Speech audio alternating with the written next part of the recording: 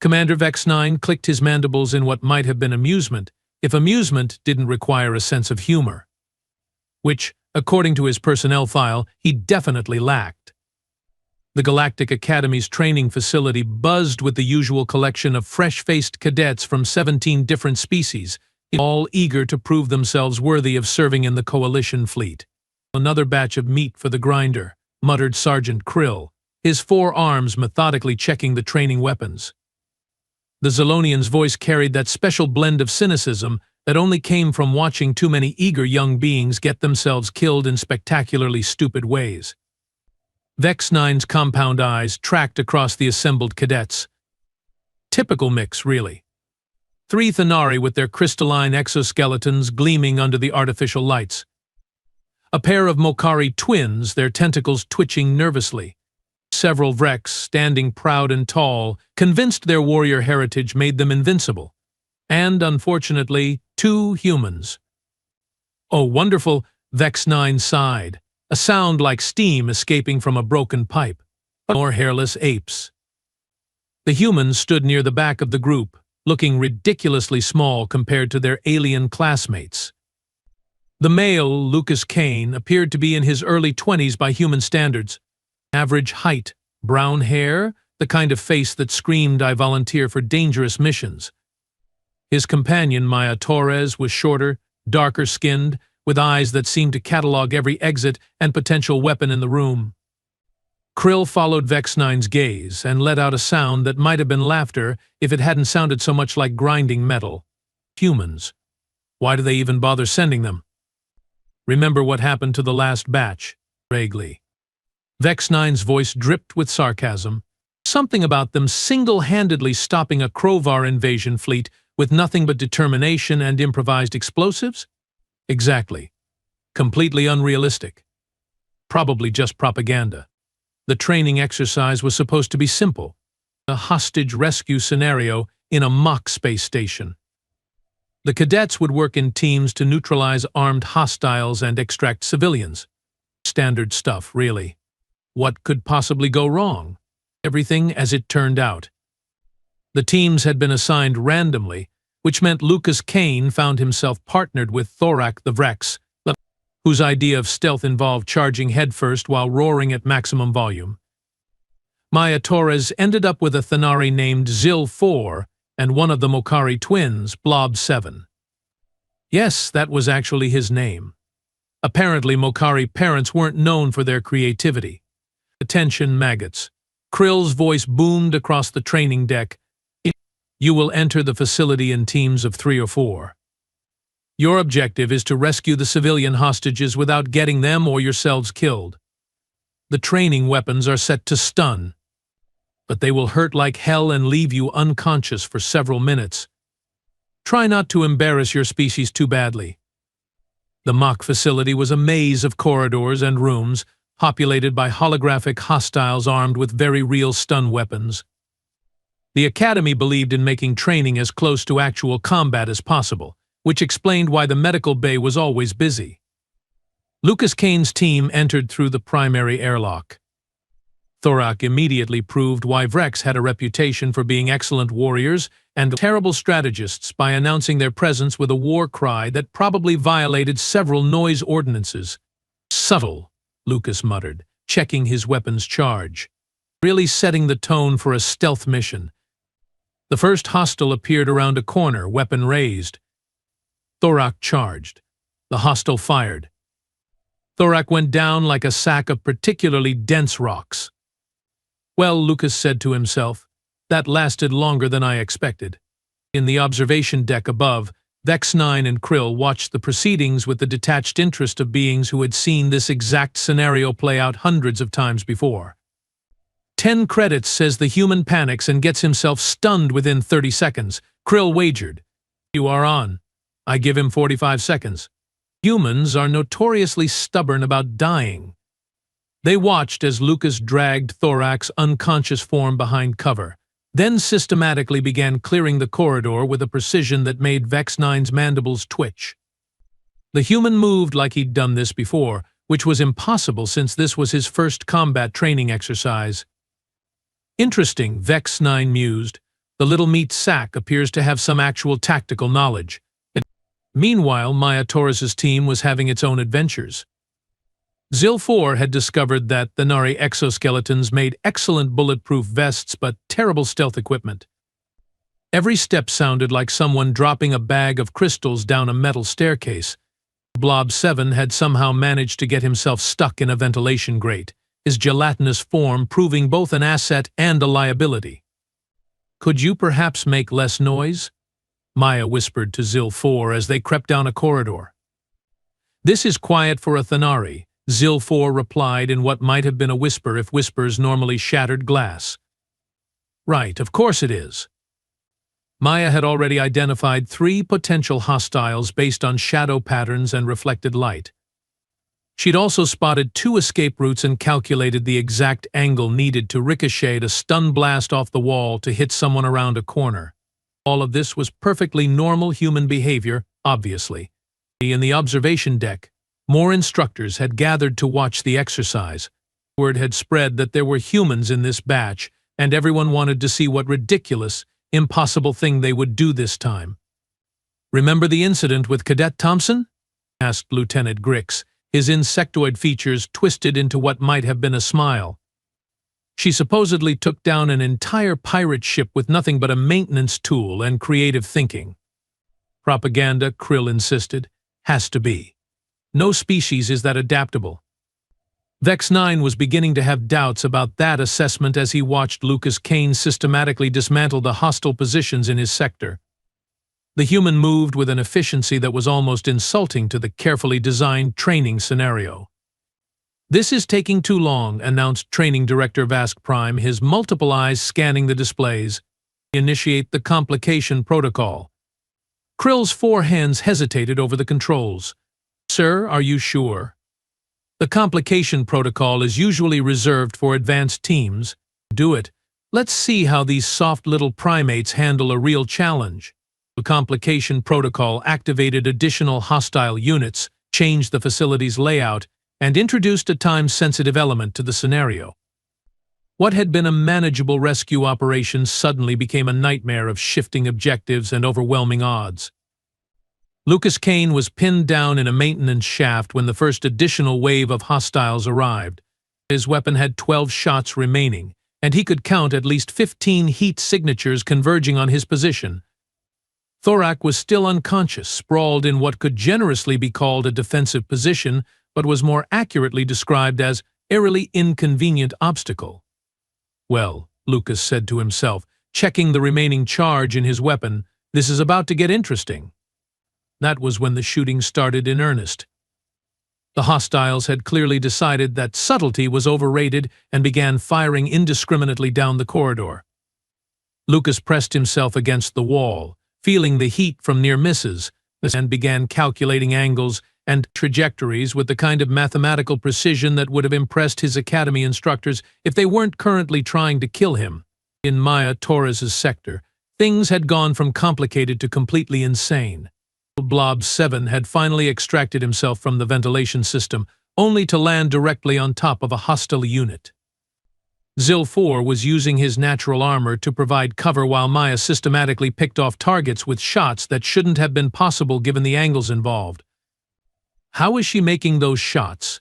demanded Instructor Yith Beta, her tentacles writhing in confusion. "The targeting computer says those trajectories are impossible." "Humans don't believe in impossible," Vex 9 replied, his voice carrying a note of something that might have been respect. "They just haven't found the right angle yet." The situation deteriorated rapidly when one of the training weapons malfunctioned. Instead of firing a stun blast, it discharged a full-power energy bolt that punched through the mock facility's wall like it was made of paper. The shot caught Lucas Kane's center mass, sending him flying backward into a bulkhead with a sound that made everyone in the observation deck wince. "The medical team to Training Deck 7, Vex 9 announced, his voice carrying across the facility. "We have a real casualty." But before the medical team could reach the scene, something happened that would be talked about in academy training facilities for decades to come. Maya Torres appeared at the breach in the wall. She was covered in blood, human blood, and she was dragging something behind her.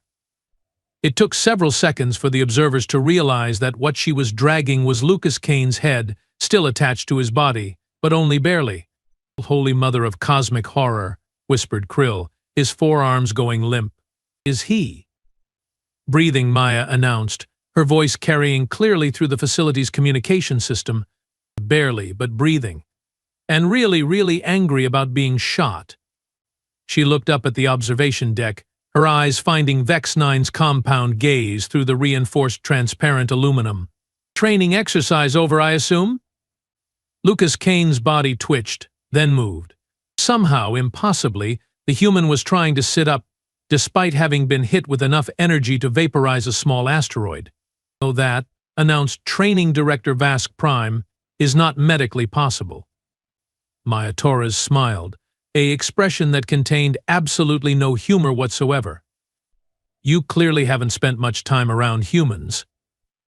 The medical team finally arrived, led by Chief Medical Officer Vex 9, whose extensive experience with alien physiology had prepared him for many things.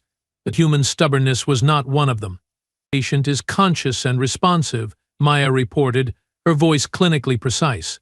"Severe energy burns across the chest cavity, possible internal bleeding, and what appears to be a really bad attitude about the whole situation." Lucas Kane opened his eyes, looked around at the assembled medical team, and said the words that would become legend in academy training circles, "Did I pass?" Vex 9 felt something he hadn't experienced in his 47 years of military service.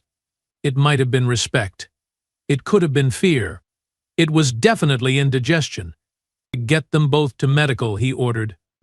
"And someone find out exactly what species of insanity we are dealing with here."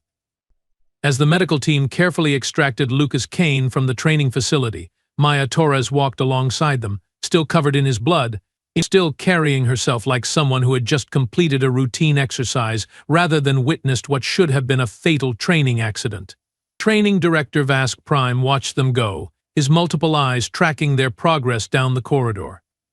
"Make a note in their files," he instructed. "These two are not to be assigned to routine training exercises." "What classification should I use, sir?" asked Krill. Vask Prime considered this for a long moment. "Humans," he said finally. "Just humans." The word carried weight in academy circles. It was the kind of classification that made instructors check their equipment twice and medical teams stock extra supplies. It was the classification reserved for beings who refused to acknowledge the basic laws of physics when those laws became inconvenient. As the training deck slowly returned to normal, Vex 9 found himself staring at the breach in the wall where the malfunctioning weapon had fired. The edges were still glowing from the heat of the energy discharge. No being should have survived that kind of hit, especially not a soft, fragile human. "Sir?" Krill's voice interrupted his thoughts. "Should we continue with the exercise?"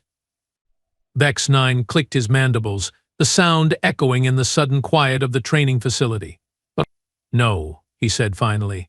"I think we have learned quite enough for one day." In the medical bay, Lucas Kane was arguing with the medical team about the necessity of remaining in bed for observation. Maya Torres sat nearby, having finally cleaned most of his blood off her hands, and watched the proceedings with the kind of calm attention that suggested she was calculating exactly how to break everyone out of medical confinement if necessary. 23 seconds, she said quietly, more to herself than to anyone else. Chief Medical Officer Vex 9 looked up from his scanner readings. "Excuse me?" "From the time he was shot to the time I got him out of there. 23 seconds. Maya's voice carried a note of satisfaction. New personal record. The medical officer stared at her for a long moment, then returned to his instruments. In his 40 years of treating combat injuries, he had learned that some things were better left unexamined too closely, especially when they involved humans. 3 hours later, Lucas Kane was still arguing with the medical staff. Not about treatment, mind you. He was arguing about the quality of the hospital food. "This nutritional paste tastes like someone dissolved a boot in synthetic chemicals," he complained, and poking at the gray substance with what appeared to be genuine scientific curiosity.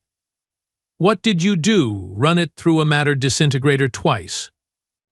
Chief Medical Officer Thex9's four eyes blinked in sequence, a sure sign of mounting frustration. But that is a perfectly balanced meal designed to provide optimal nutrition for recovering patients across 17 different species. Yeah, well, it tastes like despair mixed with industrial lubricant. Maya Torres snorted with laughter from her chair beside the medical bed.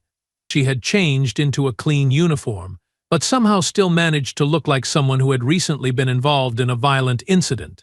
It was a talent, really.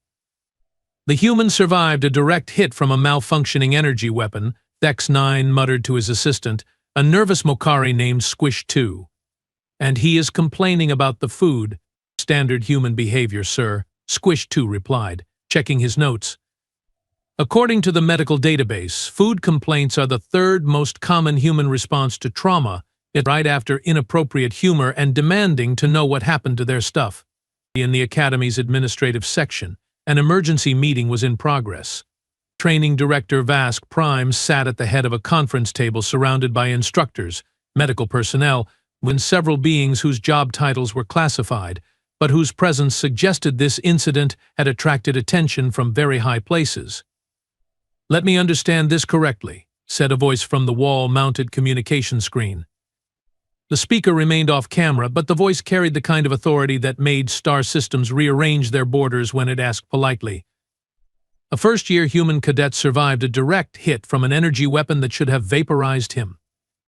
"That is correct, Director," Vask Prime replied, trying to keep his voice steady. The weapon malfunctioned and discharged at full military power rather than training intensity. "And the other human extracted him from the training facility in 23 seconds? Also correct." There was a long pause from the communication screen. Finally, the voice spoke again, carrying what might have been amusement. How delightfully typical. Commander Vex-9 shifted uncomfortably in his chair. "Sir, with respect, there was nothing typical about what we witnessed. The male human should be dead. The female human moved through that facility like she had architectural blueprints memorized." "Commander, how long have you been stationed at the Academy?" 12 years, sir." "And in those 12 years, how many human cadets have you observed?" Vex-9's mandibles clicked as he accessed his memory files. "Approximately 47, sir." "And how many of those 47 have done something that your instructors initially classified as impossible?" The silence in the room stretched long enough to become uncomfortable. Finally, Vex-9 answered, "All of them, sir." "Exactly." The voice from the speaker carried a note of satisfaction. "Gentlemen, what you witnessed today was not an anomaly. It was Tuesday." Back in the medical bay, Lucas Kane had progressed from complaining about the food to examining his own medical readouts with the kind of intense focus usually reserved for deciphering ancient alien texts. "These numbers can't be right," he announced, holding up a scanner display. "According to this, my cellular regeneration rate is operating at 400% of baseline human normal." Thex9 glanced at the readings, and his expression suggested he was seriously considering early retirement. "That is correct. Your body is healing at a rate that should be medically impossible." "Ah." Lucas considered this information with the same casual interest most beings reserved for weather reports. "That explains why I feel like I could run a marathon instead of lying here eating processed sadness." Maya Torres leaned forward in her chair, her expression suddenly sharp. "Doc, you said the weapon discharged at full military power?" "Approximately 7.4 gigajoules of directed energy," Thex9 confirmed. "Enough to breach the hull of a small spacecraft." "And Lucas took that hit center mass?" "A direct impact to the chest cavity, yes." Maya turned to look at Lucas, who was now attempting to convince a medical scanner that he was perfectly healthy. "Thank you very much." "You magnificent, stubborn idiot." "I prefer resilient or devastatingly handsome," Lucas replied without looking up from the scanner. "But I will accept magnificent idiot as a working compromise." The medical bay's emergency alert system suddenly activated, bathing everything in red light and filling the air with a sound like mechanical screaming. Thex9's four eyes went wide as he read the incoming message. "All personnel to emergency stations. announced the Academy's central computer. "This is not a drill. Hostile vessels have been detected approaching the system. All cadets report to designated safe zones immediately." Lucas Kane was off the medical bed and reaching for his uniform before Thex-9 could object. "Finally," he said, pulling on his shirt despite the medical officer's protests. "I was getting bored." "You are not cleared for duty," Thex-9 insisted. "You suffered massive trauma less than 4 hours ago." "I feel fine." Lucas turned to Maya, who was already checking her sidearm. "You ready for some actual excitement?" "Always." Maya's smile was the kind that made experienced soldiers check their insurance policies. "Let's go see what's trying to kill us today." That's used to be." They left the medical bay at a run, ignoring Thex-9's increasingly frantic protests about medical clearances and proper discharge procedures. Behind them, the chief medical officer stared at the empty bed, then at his medical scanner, then at the readings that showed impossible cellular regeneration rates. "I need a vacation," he announced to the empty room. "Somewhere with absolutely no humans." The Academy's defense center was controlled chaos when Lucas and Maya arrived. Hundreds of beings rushed between stations, checking weapons systems, coordinating with fleet elements, and generally trying to look like they knew what they were doing. Commander Vex-9 stood at the central command station, his compound eyes tracking multiple displays simultaneously. "Cadet Kane, you are supposed to be in medical," he announced without turning around. "Medical discharged me," Lucas replied, which was technically true if you considered leaving while the doctor was distracted to be the same as being discharged. "And I suppose Cadet Torres just happened to be in the area?" "I go where the action is," Maya said, studying the tactical displays. "What are we looking at?" Vex-9 finally turned to face them, his expression suggesting he was reconsidering his career choices. 3 Krovar assault ships, approaching at maximum burn. They will be in weapons range in approximately 47 minutes. "Krovar." Lucas's voice carried genuine interest. "The same Krovar that supposedly invaded the Terran colonies last year?" "The same Krovar that a single human destroyer allegedly defeated using nothing but creative thinking and improvised tactics," Vex-9 replied, his tone suggesting he still didn't believe those reports. Maya and Lucas exchanged a look that made several nearby instructors suddenly nervous. "What kind of defensive capabilities does the Academy have?" Maya asked, studying the tactical display with the focused attention of someone planning something potentially catastrophic. "Standard planetary defense grid," Vex-9 replied cautiously. "Energy weapons, missile platforms, fighter squadrons." Why? "Just curious." Maya's tone was the kind of casual that made smart people start backing toward the exits. "Lucas, remember that thing we talked about during theoretical tactics class? The completely hypothetical scenario that Instructor Grix said was impossible." "That's the one." Vex-9 felt his mandibles begin clicking involuntarily. "What hypothetical scenario?" Lucas grinned, and for the first time since the training accident, he looked completely healthy. Maya had this idea about using a training facility's holographic projectors to create false sensor readings. Make it look like the Academy has defensive capabilities it doesn't actually possess. That would require accessing classified defense protocols, Vex-9 said slowly, and reconfiguring the holographic systems beyond their designed parameters.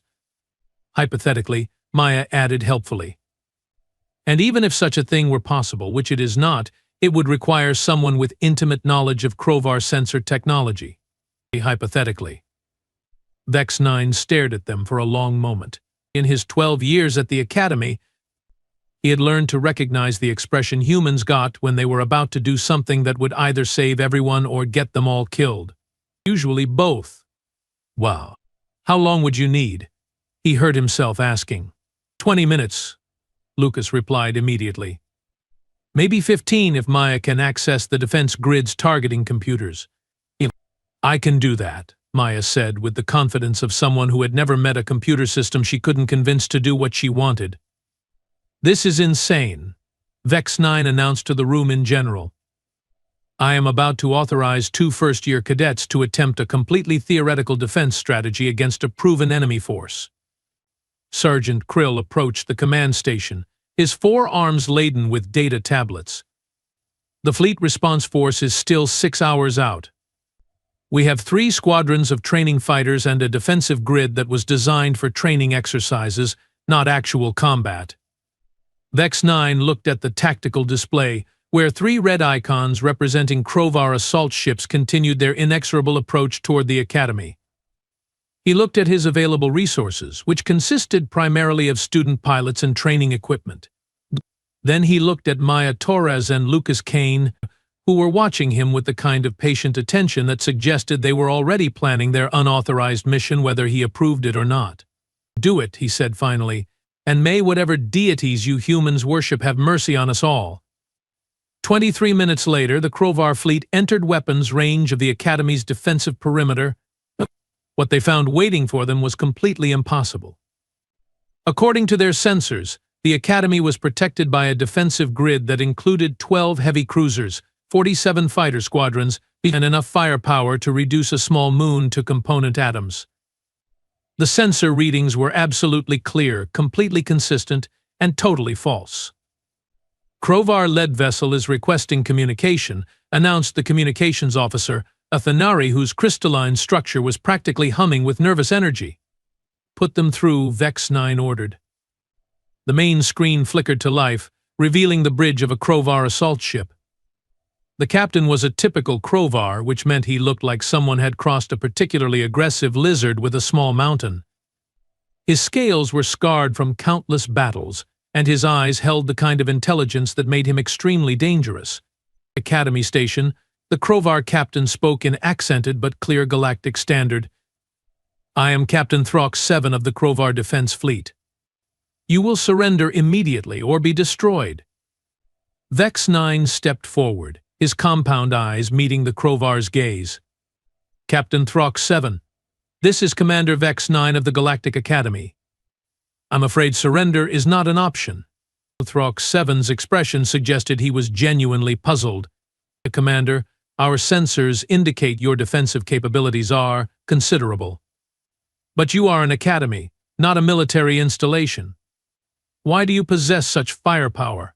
In the holographic control center, Maya Torres and Lucas Kane worked with the focused intensity of master craftsmen.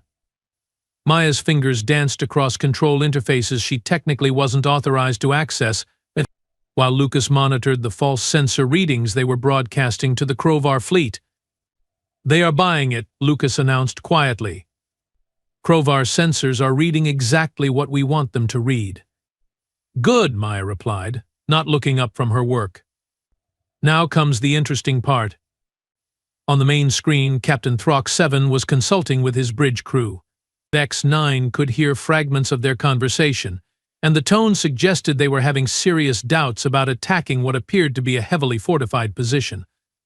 Commander Throx 7 spoke again, his voice carrying a note of respect that hadn't been there before.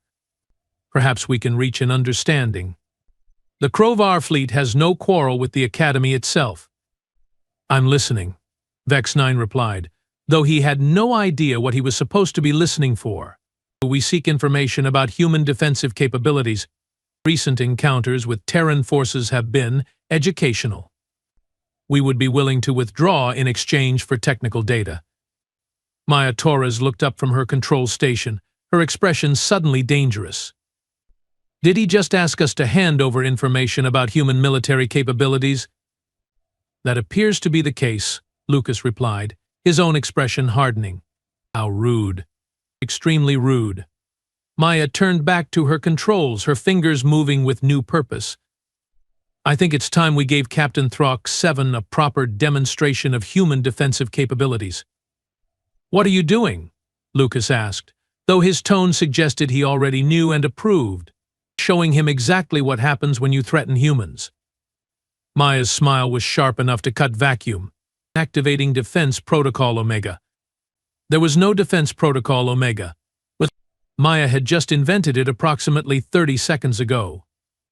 But what happened next would be discussed in military academies across the galaxy for decades to come. Every sensor on every Crovar ship suddenly detected the impossible.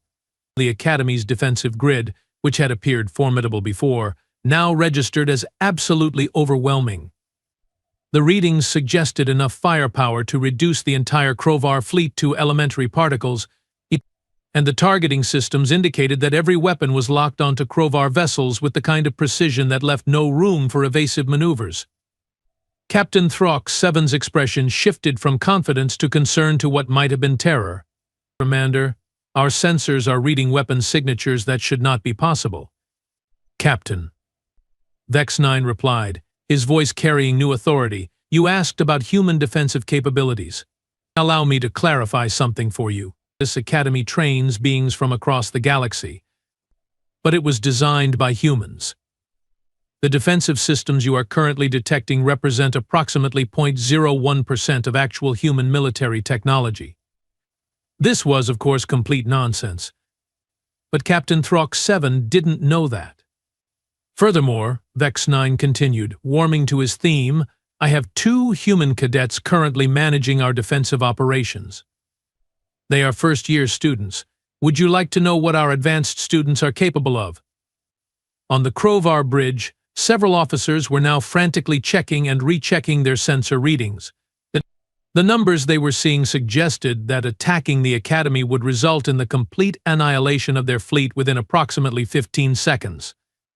"Commander," Captain Throck 7's voice had acquired a distinctly respectful tone.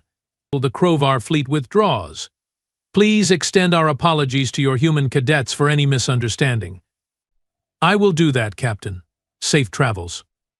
The communication ended, and the 3 red icons on the tactical display began moving away from the Academy at maximum burn. Within minutes, they had jumped to hyperspace and vanished from the sensor grid entirely. The defense center erupted in cheers from beings representing 17 different species. Maya Torres and Lucas Kane emerged from the holographic control center, looking like students who had just completed a particularly challenging homework assignment. Well, Lucas announced to the room in general, that was educational. Commander Vex 9 stared at them for a long moment, then began what sounded like laughter but might have been the early stages of a nervous breakdown. "Yet Kane and Torres, report to my office immediately." "Are we in trouble?" Maya asked, though her tone suggested she wasn't particularly concerned about the answer. "That depends," Vex 9 replied. "How do you feel about skipping the rest of your first year and moving directly to advanced tactical operations?" Lucas and Maya exchanged a look that contained an entire conversation. Finally, Lucas shrugged. "Sounds interesting." "Do we get better food in advanced classes?" "I will personally ensure that the Academy's nutritional systems are upgraded to human standards." "In that case," Maya said, with a grin that suggested she was looking forward to whatever came next, "we accept." As the defense centers slowly returned to normal operations, Training Director Vask Prime updated his final report on the incident. Under the section marked Lessons Learned, he wrote a single line, "Never underestimate humans. Never. Ever." In the Academy's medical bay, Chief Medical Officer Thex 9 was still staring at Lucas Kane's medical readouts when his assistant approached with a data tablet. "Sir, we have received orders to establish a dedicated human medical research division." "Why?" Thex 9 asked, though he suspected he already knew the answer. "The command wants to understand how human physiology allows them to survive things that should kill them." Thex 9 looked at the readings one more time, then at the empty medical bed where a human cadet had argued about food quality while recovering from what should have been a fatal injury. "Put in a request for additional medical staff," he said finally. "And find out if there is such a thing as hazard pay for treating humans." 3 months later, Maya Torres and Lucas Kane graduated from the Academy's Advanced Tactical Program with the highest marks in the institution's history. They were immediately assigned to the Coalition Fleet's Special Operations Division, where their first mission involved infiltrating a heavily fortified enemy position using nothing but determination and improvised tactics. The mission was classified as impossible by 3 separate intelligence agencies. They completed it in under 6 hours. But that, as they say, is another story entirely.